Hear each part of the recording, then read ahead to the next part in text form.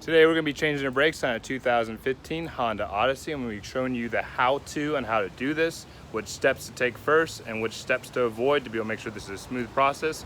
It's a pretty easy job for somebody that knows what they're doing, but I will show you all the steps first to make sure you do it the way it's supposed to be done the first time. As I've gotten my two jack stands out, so I got one on this side of the car, and then I have one on the other side of the car right there. So I'm just gonna place those there in the meantime to be able to get the car prepped to be able to get jacked up. So the jack's gonna go on this knuckle arm right underneath the car. So let's see if I can see it. So there's a spot underneath the front of the car that has a little loop right here that's coming down.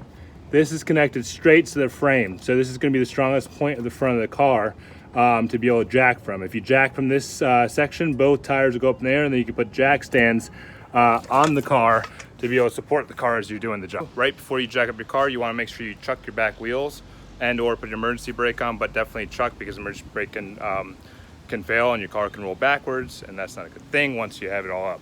You're going to take a brick, or just going to take this brick and kick it behind the back wheel. That way, if the car does shift and start to roll back, that brick will catch the car from rolling back.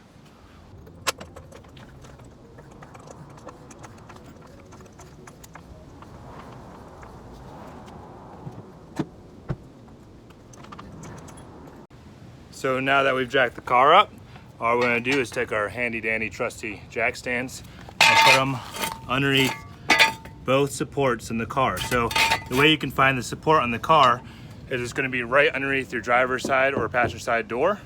You're gonna go right behind the tire, and you're gonna see these little metal fins sticking out from the car. These metal fins are attached straight to the frame, so it's the strongest point on the car to be able to put anything like a jack stand. So I'm gonna take this one, lock it up there as close as possible. Make sure that your surface that you're putting on is nice and flat and doesn't have any holes in it. It's nice hard concrete. And once again, lock your jack stand in. Perfect. Now we're gonna go and lower the jack. Now as you're lowering the jack, you wanna make sure you go nice and slow so your jack stands don't buckle. So as you go slow and lower the jack down onto the jack stands, not really tight. You want to make sure that it doesn't go too fast.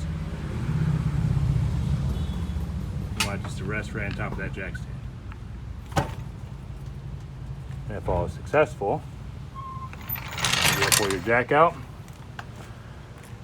and your wheels will be rested nicely on the jack stands. You'll be able to get the tires off. Now we have the car chucked and we have the car up on our jack stands. We're going ahead and take the tires off. I like to do both tires at the same time so we can go ahead and move fast.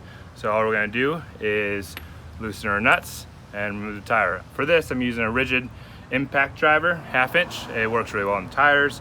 You can pretty much take anything off, put them back on really easily. So I've already loosened up some of the bolts. So I'm just gonna have to take the key out and do that as well. So most cars will have a key that goes for one of your wheels to avoid people from stealing your rims. So make sure you locate that before you start your whole job.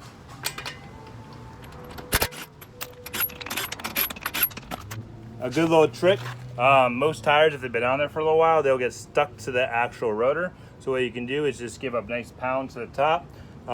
If it doesn't come off with your hand, then you can hit it with like a tree stump or something. But this is a good way to do it. Just give it a knock and it should come just straight off. Slide the tire off, move it to the side. One thing you want to make sure that you do before you start actually changing the brakes and then pushing on the pistons on the calipers, you want to make sure that you take off the reservoir cap on the master cylinder for the brakes, which is located right on the right side, driver's side of the vehicle. So unscrew it. That way when you push the calipers in and you push the pistons in, it doesn't actually build a pressure, a reverse pressure in the master cylinder. I'm going to now loosen one of the bolts that holds the caliper on. So on this one, what I'm going to do, because all of them are different, I'm going to come behind here. I'm going to look at this assembly and figure out which bolt is really keeping this from swinging. Usually it's the bottom bolt that will keep it from, that will allow the whole assembly to swing back up. And if you look at the brake line, you have to assess where the brake line is coming in. This one's coming down and coming into the top section of the caliper. That means that the lower bolt is the one that you want to remove to be able to swing the caliper arm. So you want to assess which way you're going. So So this, lefty loosey, righty tight, so we're gonna give a couple pounds to the left. Should only take a couple to really loosen it up. As I'm looking at this, I see it's got a rear nut.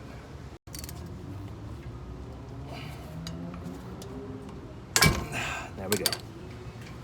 That's all it took, was one nice pull on that.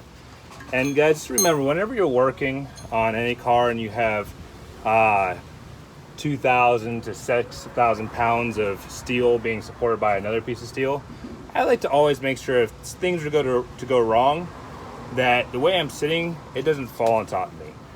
Because if this were to fall on top of your leg, it would just, you know, break it off.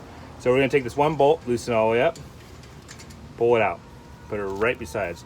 Now that's loosened up, this whole entire caliper arm will just swing up just like this. Boop, just like that.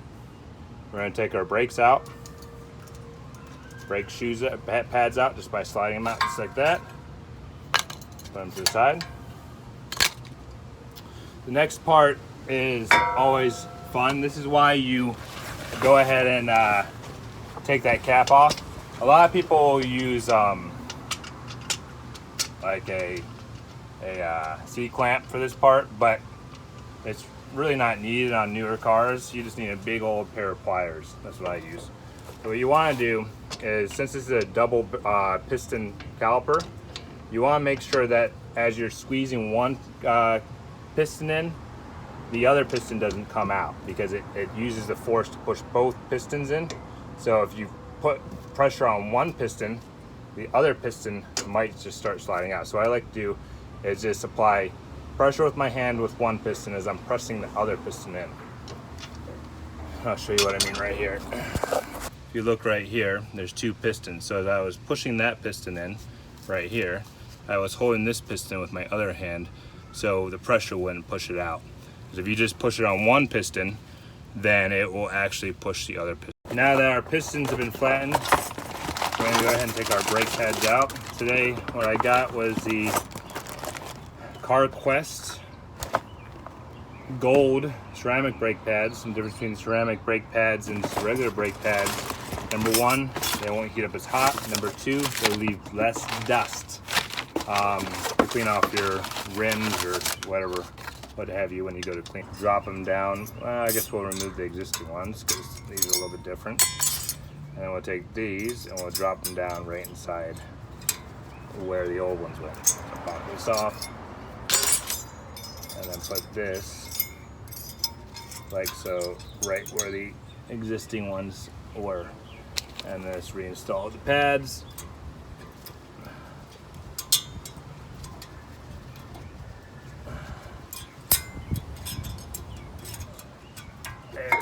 There's one.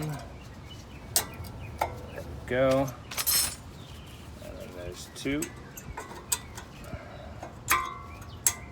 There we go. Okay. All right, so I don't know why, but they include these little springs with the new pads. These are the things that keep it from scraping. So we're just going to take these and put them right back in there, and it'll give it a little resistance against the brake pads to separate them from the rotor drums. There you go. And if you see on there, these springs are giving just a little bit of separation so they're not scraping on your rotors as you're driving. Once you've done that, all you do is pinch your brakes together, drop your caliper back down. You want to push back on this little rubber bushing, slide that back in. You're going to take your nut. You're going to find the hole. You're going to finger tight it back in until you can't finger tighter any tighter. So there we go. You want to make sure you get it in there. So don't go crazy until you know you got it gripped. So now we got it gripped. We're just going to slowly feed it back in until it locks down. And once it locks down, I'm going to take our 3/4 wrench right here again, slide it back up there. I'm guessing that these guys take about 60 pounds of pressure of tighten, because of when I removed it, it was pretty tough. So I might give it just about what feels to be about 60 pounds of pressure and tightness, because this is the one thing you don't want to fail. If you want to do it correctly, get your manual out and look up what the actual torque specifications are. Once you've done that, this side is done. We're going to flip around to the other side and put the new brake. So now what we're going to do is repeat the same process on this side as we've done on the opposite side.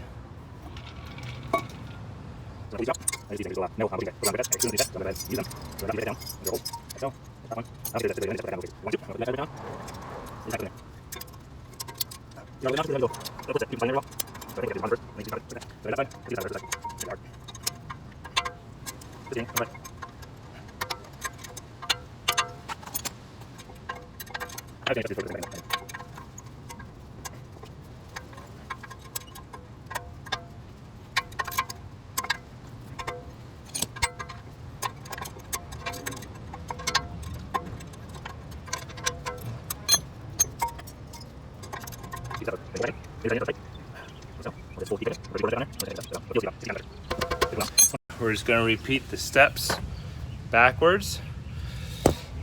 We're going to go up here. So if you check out your brake reservoir, it's going to be tippy top all the way to the top. So I don't know if you can see that. Yeah, it's basically leaking out. So what we're going to do is we're going to put the cover back on.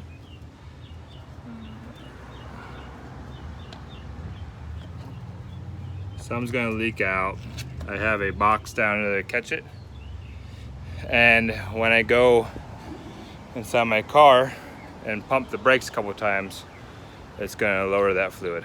So we're going to just put everything back together in reverse, and brake job will be complete. So we're going to put the tires back on, make sure it's all tightened up. One thing to remember, if you are using a mechanical tool to put the tires back on, you want to use a actual either a torque wrench or a hand wrench to be able to make sure that all those lug nuts. All right, it's really important when you're putting lug nuts back on that you don't start torquing down on any of these lug nuts with any kind of tool until you finger tighten them all on. So once they're finger tightened on, that's when you give it some pull pressure.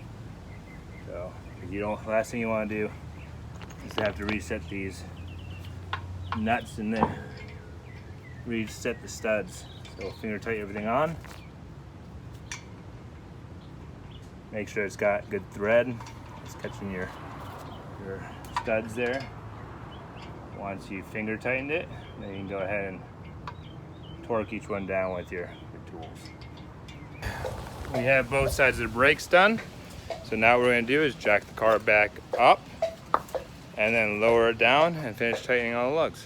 The last thing you do once you finish your entire brake job, you lower your car down, you move your brake, your emergency brake, you move your trucks in the back of your car, you move all the tools away, you clean everything up. Last thing you do after you finish your brakes is to test your brakes. So we're going to do that now. Nice quick little padding on the brakes. There's everything stopping. And now we're just going to do acceleration, deceleration test to make sure our brakes are solid. And if everything passes, we're good to go. Going 20 miles an hour. Everything feels good. One more acceleration, one more stop. And stopping on a dime. I would say we're good.